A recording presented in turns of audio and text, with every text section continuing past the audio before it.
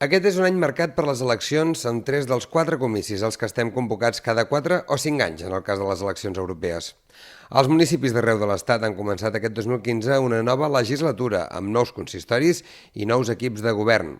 Una tònica habitual arreu del país ha estat la fragmentació del vot i dels grups. L'aparició de nous partits dins l'espectre polític ho ha fet possible.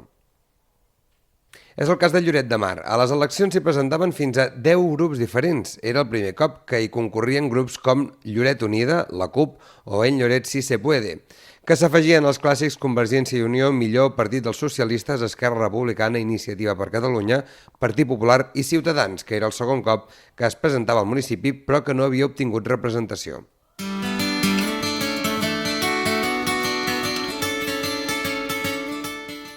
Aquest mes de maig, doncs, les dades van deixar un ajuntament, com dèiem, fragmentat. D'un cens de més de 20.500 persones van votar gairebé 10.500, un punt i mig més que fa 4 anys. Convergència i Unió assolia 6 regidors, perdent-ne un respecte als darrers comicis. El Millor en perdria 2 i es quedava amb 4. Els socialistes, tercera posició, amb 3 llocs al plenari. Esquerra Republicana i Iniciativa per Catalunya van passar d'1 a 2 regidors. Va entrar a l'Ajuntament Ciutadans amb 2 representants i finalment el consistori el tanquen amb un regidor cada partit, el Partit Popular i En Lloret sí se puede. Les eleccions donaven la victòria a Convergència i Unió i es plantejaven un repte difícil. Amb només 6 regidors, és a dir, a 5 de la majoria absoluta, tocava començar contactes i buscar estratègies per marcar un full de ruta estable per als propers 4 anys.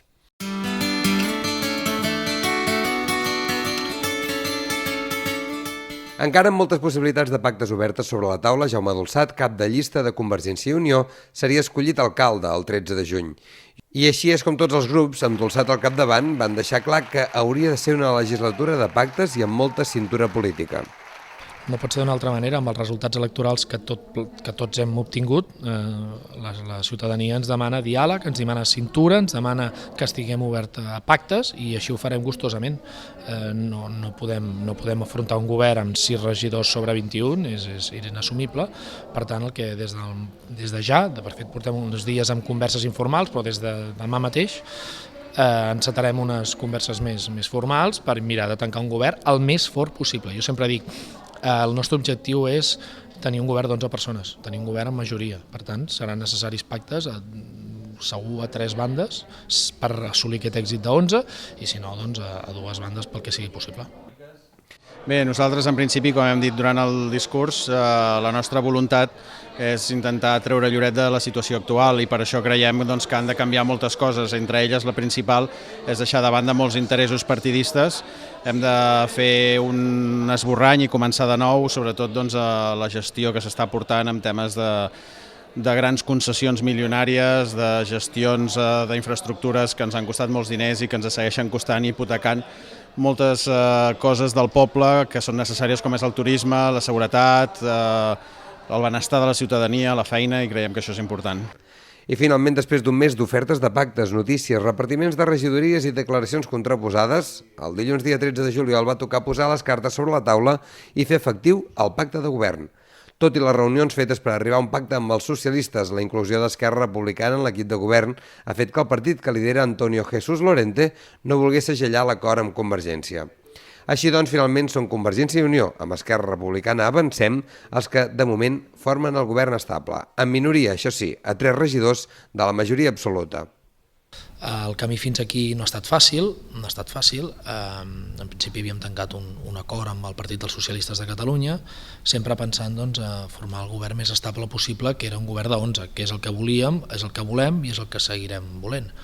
Per tant, convidem els amics socialistes a que replantegin la seva posició de poder entrar en aquest govern a 11 i tenir el govern estable i més potent possible.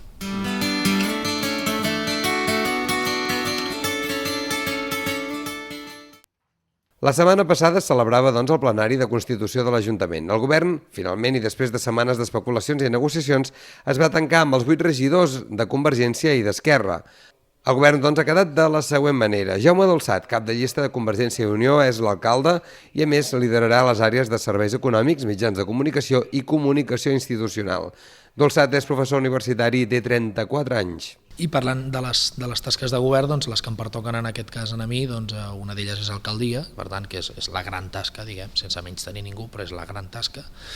i que ja fa un mes que desenvolupo doncs, a ple rendiment, i algunes de les delegacions específiques que també m'he guardat són a l'àrea d'Hisenda, l'àrea econòmica, per tant, control pressupostari, Hisenda, recaptació, i l'àrea de mitjans de comunicació.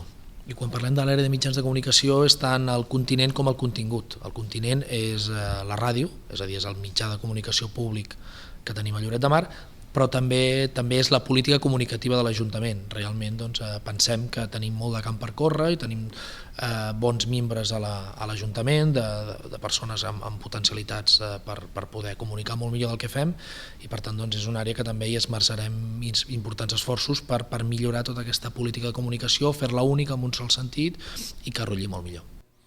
La primera tinença de l'alcaldia és per Albert Robert, que a més de fer de portaveu del grup municipal, les seves atribucions són serveis centrals, territori i sostenibilitat, seguretat ciutadana i serveis a la persona, on s'hi engloba cultura, festes i joventut. Robert, enginyer informàtic de 31 anys, està convençut de l'aplicació de les noves tecnologies per un costat i per l'altre de la necessitat de la cultura per cohesionar i per oferir el sentiment de pertanyença al municipi. Vale, mobilitat. Per què me l'he volgut quedar? És senzill. Jo vinc del món d'una enginyeria informàtica. Crec que avui en dia el tema mobilitat i les noves tecnologies van molt de la mà, i Lloret tot just ara hem tret una aplicació per mòbil per pagar zones blaves, i jo crec que podem potenciar encara molt més la mobilitat al nostre poble mitjançant tot això, els smartphones, els internets, les tablets, i poder millorar aquesta mobilitat, no? Bàsicament el transport, els pàrquings, saber on hi ha pàrquings lliures amb un simple cop de mòbil. O sigui, nosaltres treballarem molt el tema tecnològic sense deixar de banda l'estudi de si el carrer anant cap a aquella direcció és la correcta o no, fent estudis que ja es van fent. Jordi Orobitg, per Esquerra Republicana, serà el segon tinent d'alcalde. Aquest advocat de 48 anys és l'únic regidor que ja té experiència de govern. Promoció econòmica i territori i sostenibilitat són les seves carteres delegades en aquesta nova legislatura. Sí, promoció econòmica i comerç és la tasca que havia vingut desenvolupant la darrera legislatura. El que sí és cert, però, és que tenim projectes molt ambiciosos a nivell de formació i de promoció de l'ocupació, i en aquest cas també assoleix una àrea nova, que és la de medi ambient, que crec que hi ha molt de camí per recórrer, tot allò que té a veure amb platges, també en camins de ronda. Crec que tenim un deute pendent amb els camins de ronda de Lloret, i de fet és un repte molt interessant, junt amb el desenvolupament del pla operatiu que hem signat entre la Generalitat i la Mesa Empresarial del Turisme. Crec que tenim una oportunitat aquests 4 anys per avançar molt en aquestes àrees. Bé, en l'àrea de promoció econòmica crec que hem d'acabar de potenciar l'apartat d'esdeveniments. Jo crec que aquests darrers 4 anys hem avançat molt, però certament el que hem de fer és mirar de trobar recursos, probablement des de la vessant privada, a nivell d'esponsorització, per assolir encara un nombre més gran d'esdeveniments i que siguin més potents, i també pel que fa a la vessant de formació i ocupació crec que tenim un camí llarg per recórrer. Per això ens hem de dotar d'una estructura tècnica que a dia d'avui no tenim, i crec que podem assolir-la.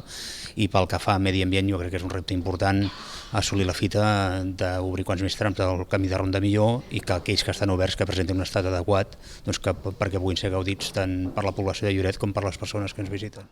Lluïsa Baltrons, de l'àmbit de la recerca universitària i de 39 anys, serà la tercera tinent d'alcalde amb l'atribució de les àrees de serveis centrals, on s'hi inclou l'organització administrativa, recursos humans, arxiu i l'aprofitament dels espais municipals.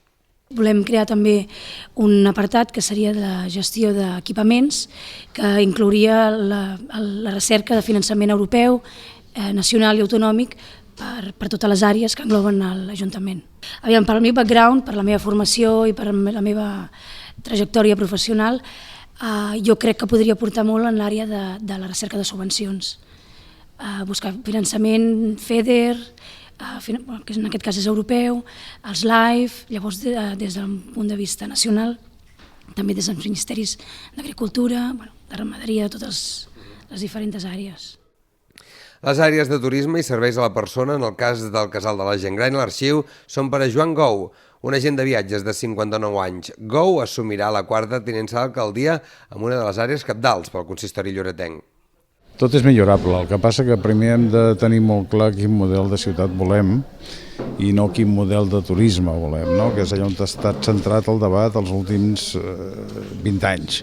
Per tant, hem de començar per aquí, i nosaltres començarem per aquí. És evident que per el coneixement que en tinc, els tècnics que ja s'ocupen del Casal de la Gent Gran és una gent plenament formada i conscient de la tasca que està fent, i per la poca informació que tinc sembla ser que tothom està entusiasmat amb la seva tasca i la manera de portar el casal de la gent gran. Jo només faré de regidor, estaré allà al costat pel que em necessitin, i és evidentment que tota la confiança està amb la gent que està al dia a dia i que està portant allò d'una manera excel·lent. La 5a tinença d'alcaldia serà per a Joan Bernat, membre d'Esquerra Avancem. En el seu cas, Bernat assumirà les àrees d'esports i territori i sostenibilitat, incidint en obra pública de petit format i eficiència energètica. Bernat, de 38 anys, és empresari del sector de l'hostaleria. A veure, és una de les grans regidories que té l'Ajuntament, Territori i Sostenibilitat, i evidentment ara nosaltres el que volem fer és posar-nos al dia de tots aquells temes que hi ha candents, que hi han de molt importants, com podeu comprendre, però també no oblidar-nos de les petites coses. Jo sempre hem defensat que l'obra pública ha de ser també d'aquelles petites coses i no d'aquelles grans que segurament durant aquests últims anys n'hem fet moltes, i per tant nosaltres farem incidència també en aquest departament amb el tema de l'eficiència energètica, que n'he parlat durant l'anterior legislatura, amb el tema de petites infraestructures, de manteniment de la via pública i de fer el dia a dia dels ciutadans millor, no? I aquest dia a dia. En l'equip de govern també s'incorpora Josep Lluís Llirinós, que durà la 6a tinència d'alcaldia i les àrees de seguretat ciutadana i participació ciutadana. Llirinós, de formació administratiu i de 39 anys, aposta per un reconeixement a la tasca feta pels cossos de seguretat, així com també la major participació de la vida política per part de la ciutadania. Bueno, la visió des de fora com a ciutadà, ara soc polític, però sempre he pensat que tenim gent compromesa, evidentment és la seva feina, és així. Sempre crec que és un departament que els estem exigint molt, i ja es tracta de que les coses es facin així, però també penso que a vegades falta una mica de reconeixement envers ells, no? Vull dir, és una feina molt exigent, la seguretat de tot el poble depèn d'ells, i crec que quan toca reconèixer també s'ha de fer, evidentment, deixant de banda que s'ha d'exigir i procurar fer-ho millor cada dia. Bé, nosaltres per la nostra part ja en el programa dèiem que intentaríem que el que fossin temes cabdals pel municipi articularíem les eines que tinguéssim perquè la gent pugui parlar, no? Vull dir, la gent, la distància que hi ha entre la política i el ciutadà de carrer entenc que ara és molt gran i nosaltres hem de treballar i procurar dia a dia que es vagi escurçant i es sentin partícips de les decisions. I Mònica Conill, la 8a regidora del govern, psicòloga i pedagoga a la Universitat de Girona amb 39 anys. Conill assumeix bona part de l'àrea de serveis a la persona, amb ensenyament, serveis socials i serveis assistencials, entre d'altres. És una àrea principal, per mi és fonamental, llavors em fa molt feliç poder portar aquesta àrea realment, perquè és on jo penso que des de la meva experiència acompanyant gent en situacions difícils, penso que puc aportar un granet de sorra. O sigui, les competències que té l'Ajuntament en matèria d'educació sobretot tenen a veure amb el tema de la inclusió social. Per tant, és veure dintre de l'àmbit de l'educació quins àmbits, quines necessitats podem cobrir, més enllà del que són els centres educatius, diguem que són obligatoris i que això depèn de la Generalitat. Amb aquest equip, Jaume Dolçat liderarà la propera legislatura, de moment amb una minoria evident, però amb acords possibles i puntuals amb els diversos grups de l'oposició, com es va veure en el darrer plenari, un equip que Dolçat qualifica d'ambiciós. És un equip, jo diria que ambiciós, jo diria que bastant cohesionat pel poc temps que fa que treballem junts, existeix una bona química i amb moltes ganes de treballar i de mirar endavant.